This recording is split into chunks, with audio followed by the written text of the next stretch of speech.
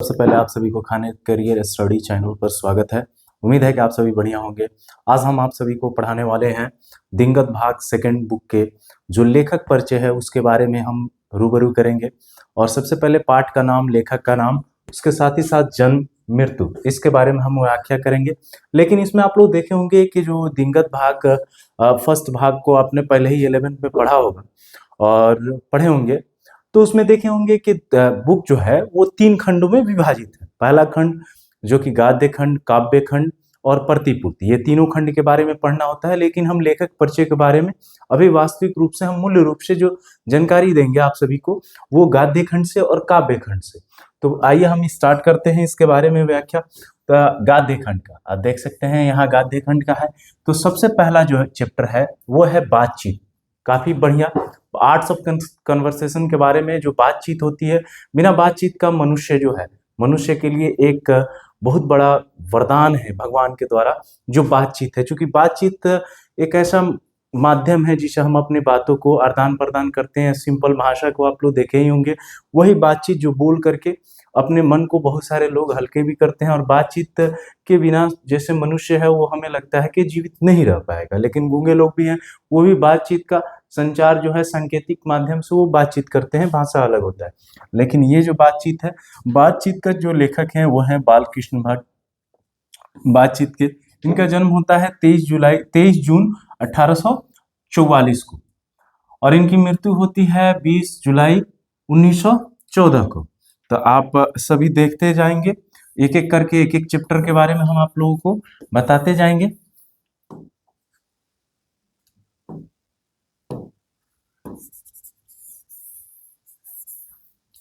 दूसरे चैप्टर के बारे में बताएंगे।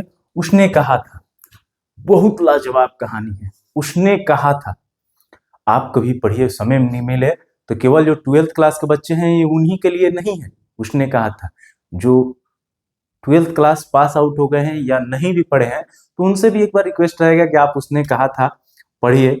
तेरी कुड़माई हो गई एक शब्द है, वो काफी बेहतर शब्द है। इसमें उस चीज शब्दों का प्रयोग हो गया है और उसके बाद से 25 वर्ष बाद ये 2 एपिसोड में ये कहानी बनाया गया है, एक 25 वर्ष पहले की और एक 25 वर्ष बाद की।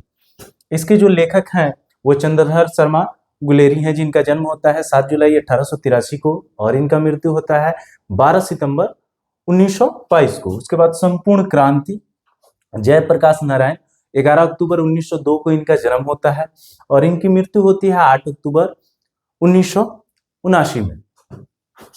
अर्धनारीश्वर, जैसे मनुष्य आधा नर है आधा पुरुष है, उसी के बारे में जैसे शंकर जी के रूप को वह व्याख्या किया गया है इसमें, जो रंगधारी सिंह दिनकर जी के द्वारा लिखा गया है। 23 सितंबर 1908 में इनका जन्म हुआ था। 24 अप्रैल 1974 में इनकी मृत्यु हुई थी। रोज, जैसे हमारी दिनचर्या है रोज की, जो टीटी नाम का एक बच्चा रहता है, उस बच्चे से एक ऐसी लड़की जो अपने, जब तक उसका विवाह नहीं हुआ रहता है तब तक वो साधारण जीवन को व्यतीत करती है। अपने जब तक विवाह नहीं हुआ रहता है, वो अभी खाना बनता है तब तक कभी कढ़ाई पर, चूल्हा पर ही कढ़ाई रहता है तो उसी में से निकाल करके खा लेती है। लेकिन वही लड़की जब विवाह हो जाता है, वो अपने ससुराल चली जाती है, तो उस समय जब पूरे घर के परिवार के लोग नहीं खा लेते, तब तक वो लड़की, वो महिला बन चुकी है, अब वो किसी के दुल्हन है, किसी की बहू है, तो वो उस समय तक नहीं खाती जब तक घर परिवार के पूरे लोग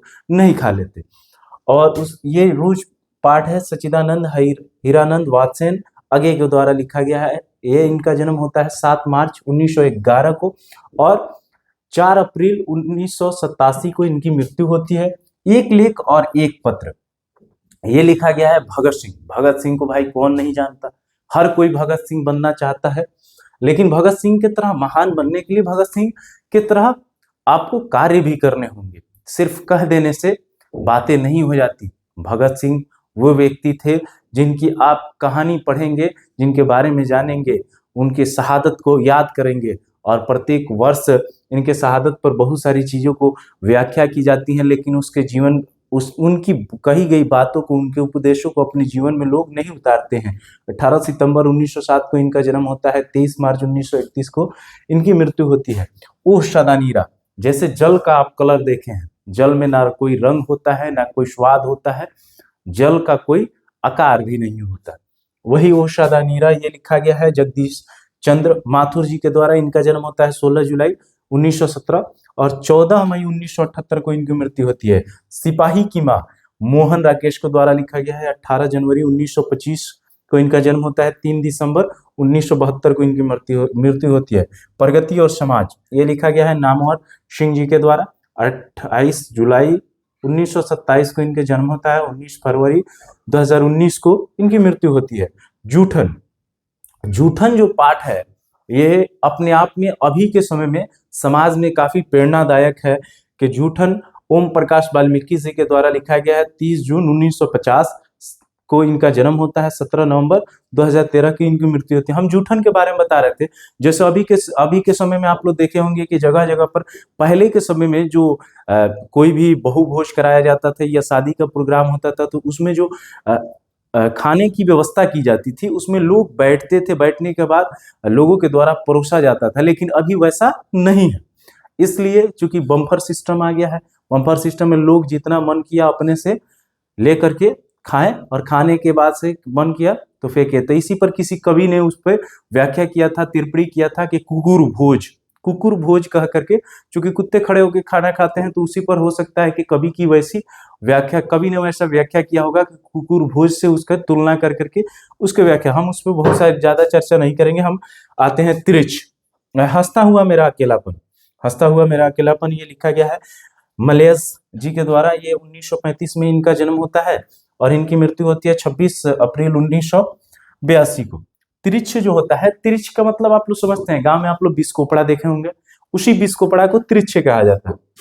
ये जो इनका जन्म, इनका तिरछ लिखा गया है उदय प्रकाश जी के द्वारा। इनका जन्म होता है 1 जनवरी 1952 को। इनकी मृत्यु की कोई व्याख्यांश नहीं है आपकी एनसीईआरटी किताब में। शिक्षा, शिक्षा जय कृष्ण मूर्ति जी के द्वारा लिखा गया है और इनका जन्म होता है 12 मई 1995 को। इनकी मृत्यु होती है 17 फरवरी 1986। अब गाद्य खंड की ये पूरे आपके 13 चैप्टर थे, इसकी हमने व्याख्या की, इसके बारे में लेखक परिचय, पाठ का नाम, बाकी सारी चीजें, आपको जन्म मृत्यु हमने बताया। अब हम काव्य खंड के बारे में जानना स्टार्ट करेंगे। काव्य खंड के बारे में आप जब देखना स्टार्ट करेंगे, पहला चैप्टर है कड़बक। कड़बक जो चैप्टर है वो लिखा गया है मलिक मोहम्मद जैसी जी के द्वारा। इनका जो डेट है जन्म का और मृत्यु का अनुमानित डेट है, जो जन्म है वो 1492 है और मृत्यु है 1548। पद फर्स्ट सूरदास जी के द्वारा लिखा गया है। इनका भी जन्म अनुमानित ही है 1478 और मृत्यु होता है 1583 में। फिर उसके बाद पद सेकंड जो तुलसीदास जी के द्वारा लिखा गया है, तुलसीदास जी का 1543 में जन्म होता है और 1623 में उनकी मृत्यु होती है। छप्पे नाभादास जी के द्वारा लिखा जाता है जो कि 1570 में अनुमानित डेट है। अज्ञात मतलब 1600 तक, वर्तमान 1600 तक माना जाता है कि इनकी जीवन काल रहा। उसके बाद कवित्त भूषण जी के द्वारा लिखा जाता है जो कि 1613 में इनका जन्म होता है। 1715 में उनकी मृत्यु होती है। तुमुल कोलाहल कलह में जयशंकर प्रसाद जी के द्वारा लिखा जाता है।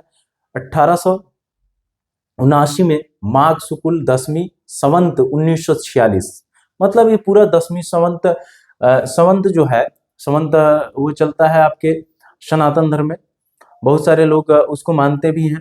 और इनका मृत्यु होता है 15 नवंबर 1937 को। पुत्र वियोग सुभद्रा कुमारी चौहान जी के द्वारा लिखा जाता है। इनका जन्म होता है 16 अगस्त 1904 को और 15 फरवरी 1948 को इनकी मृत्यु होती है।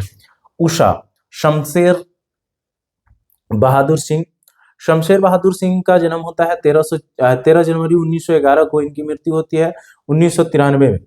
जनजन का चेहरा एक, इनको लिखते हैं गजानन माधव मुक्तिबोध। इनका जन्म होता है 13 नवंबर 1917 को, मृत्यु होती है 11 सितंबर 1964 को। अधिनायक रघुवीर सहाय जी के द्वारा लिखा जाता है 9 सितंबर 1929 में इनका जन्म होता है। 30 दिसंबर 1990 को इनकी मृत्यु होती है। प्यारे नन्हे बेटे को विनोद कुमार शुक्ल जी के द्वारा 1 जनवरी 1937 में इनका जन्म होता है। हार जीत अशोक वाजपेयी जी के द्वारा 16 जनवरी 1941 को इनका जन्म होता है। मृत्यु की कोई व्याख्या नहीं है। गांव का घर ज्ञानेंद्र पति जी के द्वारा लिखा जाता है गांव का घर, और हम सभी भी गांव में ही रहते हैं।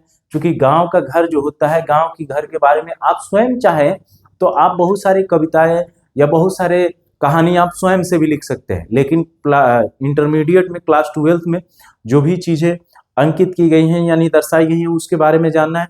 प्रत्येक चैप्टर का आप समरी देखेंगे, चूंकि समरी सारांश जो है, जैसे आपके इंग्लिश में समरी देखे उसी प्रकार से इसमें सारांश देखेंगे। और PYQ यानी प्रीवियस ईयर क्वेश्चन को आप सबसे ज्यादा सॉल्व करने का प्रयास करेंगे। उन सारी चीजों को खान करियर स्टडी चैनल पर प्रोवाइड करने का प्रयास किया जा रहा है, ताकि हर सब्जेक्ट को आप सभी को जितना से ज्यादा से हो सके उसको आप सभी को डिलीवर किया जाए, ताकि आप 2026 में जब परीक्षा देने जाएं तो परीक्षा में आप सभी को जो प्रतिफल रिजल्ट आए वो बेहतर से बेहतर रिजल्ट आ सके। इसी को मद्देनजर रखते हुए प्रत्येक सब्जेक्ट की आपकी स्टडी स्टार्ट कर दी गई है। साथ ही साथ जो केमिस्ट्री बची हुई है उसकी भी स्टडी अब आप सबको स्टार्ट कर दी जाएगी। और 10th क्लास के लिए मैं बहुत जल्द आप सभी को अपडेट देने वाला हूं, क्योंकि 10th क्लास के भी बच्चों के लिए एक खुशखबरी है कि 10th क्लास का भी क्लास खान करियर स्टडी पर चलेगा। और अगले सेशन से 11th 12th 9th 10th ये चारों क्लास खान करियर स्टडी पर चलेंगे। यानी 2026-27 के सेशन में प्रत्येक सब्जेक्ट फ्री में, अभी आप लोग नोट कर लीजिए कि मैं एक पैसा नहीं लेने वाला हूं और मैं आप सभी को फ्री में पढ़ाने वाला हूं। और साथ ही साथ जितने भी आपके शिक्षक रहेंगे वो सभी आपको फ्री में 2026-27 के सेशन के लिए फ्री ऑफ कॉस्ट पूरे सब्जेक्ट पढ़ाने वाले। ऐसा नहीं है कि सिर्फ हमने फ्री में कह दिया तो सब्जेक्ट आधे अधूरे पढ़ा करके खत्म कर दिया जाएंगे, नहीं, ऐसा नहीं है। पूरे सब्जेक्ट पढ़ाए जाएंगे और वो भी पूरे सिलेबस वाइज पढ़ाए जाएंगे। तो उम्मीद है कि आप सभी ये जो लेखक परिचय के बारे में हमने व्याख्या की इसके बारे में पूर्ण रूप से आप जानकारी लेंगे। और हिंदी के बारे में जितना हो सकेगा आपको हिंदी के सब्जेक्ट में उतना बेहतर से बेहतर आप लोगों को कंटेंट प्रोवाइड किया जाएगा, ताकि आप सभी घर बैठ के भी पढ़ाई कर सके। धन्यवाद। आप सभी पढ़ाई करते रहें, स्वस्थ रहें, मस्त रहें।